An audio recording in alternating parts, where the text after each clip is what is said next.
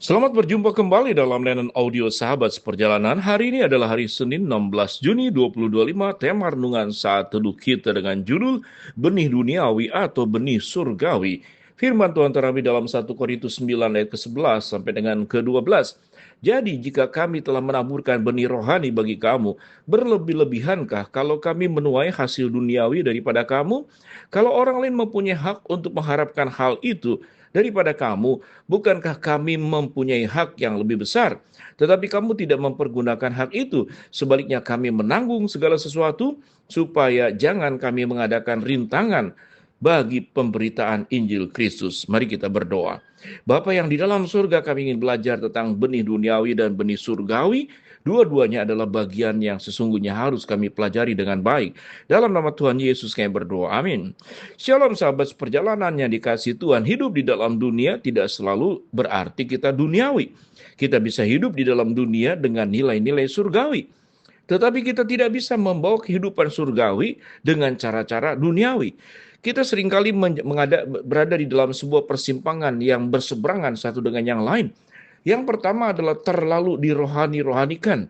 Seakan-akan bahwa kalau orang sudah menjadi hidup yang rohani, berarti meninggalkan dunia sama sekali. Artinya dia meninggalkan kemajuan. Kalau bisa tidak perlu naik kereta api, tidak perlu naik pesawat terbang, tidak perlu naik kemudian mobil, tidak perlu naik kendaraan, tidak perlu memakai penerangan, tidak perlu memakai teknologi yang ada, tidak perlu memakai handphone. Itu artinya sebuah kehidupan yang disebut dengan pietisme. Kehidupan yang menganggap seluruh yang duniawi yang merupakan anugerah dan kebaikan-kebaikan dari Allah, yang siogianya kita bisa nikmati sebagai anugerah yang kudus yang Tuhan berikan. Bukankah kehidupan kita sangat bergantung juga kepada aspek-aspek yang sifatnya raga yang ada di dalam dunia? Kita bisa lapar, itu dunia. Kita bisa haus, itu kehidupan yang di dalam dunia. Yang terikat oleh tubuh, yang terikat oleh fisik, itu dunia. Dan itu bukan sesuatu yang duniawi. Kalau kita makan berarti duniawi. Kalau kita kemudian minum berarti duniawi. Kalau kita kemudian menggunakan teknologi dan kemajuan itu duniawi. Itu adalah kehidupan dunia yang Tuhan ciptakan di dalam segala yang sudah Tuhan berikan kepada kita dalam kecerdasan yang ada. Jadi pisahkan dan bedakan apa yang namanya kehidupan di dalam dunia dan kehidupan yang duniawi.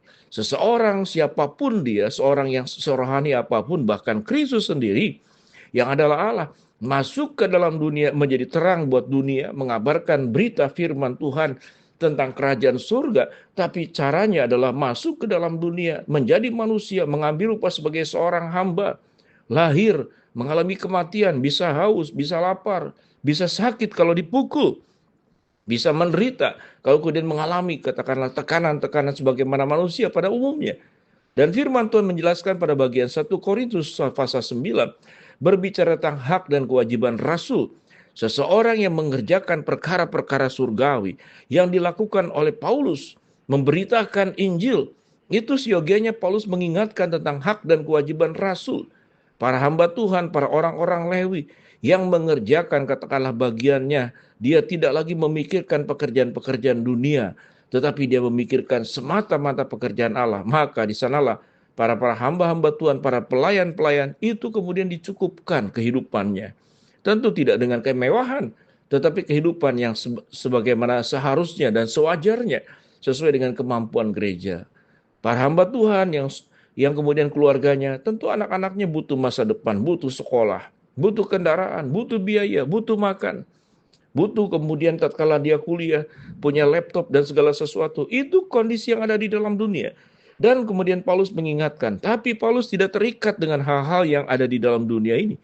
Kalau kemudian jemaat-jemaat di Korintus tidak mempertimbangkan dan memikirkan tentang kecukupan daripada Rasul Paulus, apa yang Rasul Paulus katakan? Aku tidak akan mempergunakannya kalau hak itu.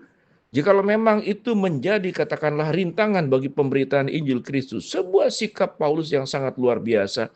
Dia menyadari, dia tidak naif, dia membutuhkan sebuah katakanlah bantuan dari jemaat di Korintus. Tetapi dia juga tidak kemudian menjadikan seluruh itu menjadi utama dan segala-galanya.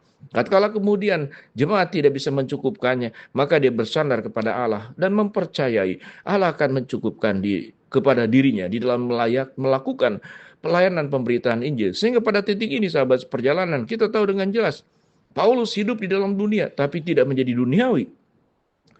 Kita juga setiap kita masing-masing, kita mengejar semua perkara-perkara dunia. Tetapi jangan sampai kemudian kita menjadi duniawi. Bagaimana kita memberhalakannya, kita menjadikan segala-galanya. Lalu kita melupakan Tuhan, melupakan sesama, melupakan keluarga. Melupakan kebenaran dalam rangka mencapai apa yang ada di dalam dunia. Memakai segala macam cara yang salah, yang haram.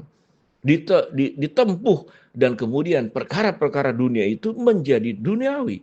Dan kita boleh membedakan apa yang dimaksud dengan surgawi. Surgawi pun berarti bukan kemudian meninggalkan dunia, tetapi mengejar perkara-perkara dunia. Tatkala menjadi berlebihan dan menyalahi kebenaran firman Allah, maka menjadi duniawi. Sehingga kalau kita bicara tentang surgawi dan duniawi, duniawi jelas adalah sikap keberdosaan. Surgawi adalah jelas sikap kebenaran, sikap kekudusan, sikap keagungan yang dikerjakan oleh kita. Tidak semua kita menjadi hamba Tuhan, tidak semua kita menjadi rasul, tidak semua kita menjadi nabi seperti dalam perjanjian lama. Tapi kita bisa menjadi rasul pada bagian kehidupan kita, bidang kita, profesi kita. Kita bisa menjadi nabi yang memberitakan tentang janji Allah di masa depan, nubuatan-nubuatan yang tidak perlu kita mendapatkannya lewat mimpi. Karena semuanya sudah tercatat di dalam Alkitab. Kita hanya menyampaikan apa yang firman sudah sampaikan kepada orang banyak, kepada orang yang kita temui. Mari sahabat seperjalanan, benih yang ada di dalam surgawi adalah bagaimana hidup di dalam dunia, tidak secara duniawi, tetapi kehidupan yang di dalam dunia diisi dengan nilai-nilai surgawi. Apa itu nilai-nilai surgawi? Segala yang kita terima harus diserahkan menjadi kemuliaan di dalam Tuhan. Segala yang kita kejar untuk kita dapatkan, kita lakukan pun dengan cara-cara benar. Jangan sampai menyalahi kebenaran firman Allah dan melanggar kebenaran firman Allah. Itulah yang kemudian kehidupan di dalam dunia ini kita isi dengan nilai-nilai surgawi, dan kita hindari jangan sampai kehidupan di dalam dunia ini menjadi kehidupan yang duniawi. Kita tahu dengan jelas sesuatu yang berlebihan tatkala menempatkan segala sesuatu yang ada di dalam dunia ini lebih tinggi daripada Allah, maka kita sudah menjadi duniawi. Tatkala kita sudah menempatkan Allah menjadi paling tinggi di atas segala-galanya, tidak akan ada hal yang bisa kemudian menggantikan Tuhan dalam hidup kita, yang kemudian yang bisa menggeser Tuhan dalam hidup kita. Maka kita sudah menjadikan perkara-perkara yang ada di dalam dunia ini menjadi nilai-nilai surgawi. Mari kita belajar, kita berjuang memang mencari seluruh penghidupan dalam dunia ini, tapi jangan sampai duniawi.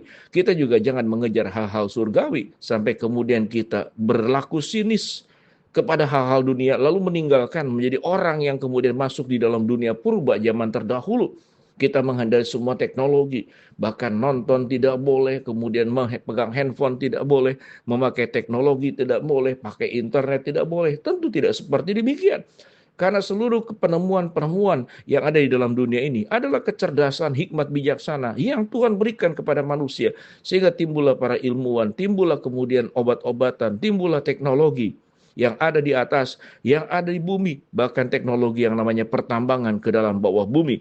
Itu adalah kecerdasan yang Allah berikan. Mari sahabat seperjalanan, kita hidup di dalam dunia, jangan sampai jadi duniawi. Kita berdoa. Bapa dalam surga, terima kasih buat kebenaran firman yang kami pelajari. Hamba-Mu berdoa buat sahabat seperjalanan yang sakit, Tuhan jamah sembuhkan. Sahabat seperjalanan yang sedang berdoa, mengharapkan sesuatu, Tuhan kabulkan. Sahabat seperjalanan yang sedang menghadapi masalah, Tuhan bukakan jalan. Di dalam nama Tuhan Yesus kami berdoa. Amin. Shalom sahabat perjalanan. Berjuanglah untuk di dalam keselamatan dalam dunia ini. Tapi jangan menjadi duniawi. Mari kita mengejar perkara surgawi. Tapi bukan berarti menjadi kelompok yang berbeda sendiri. Shalom. Tuhan memberkati kita semua.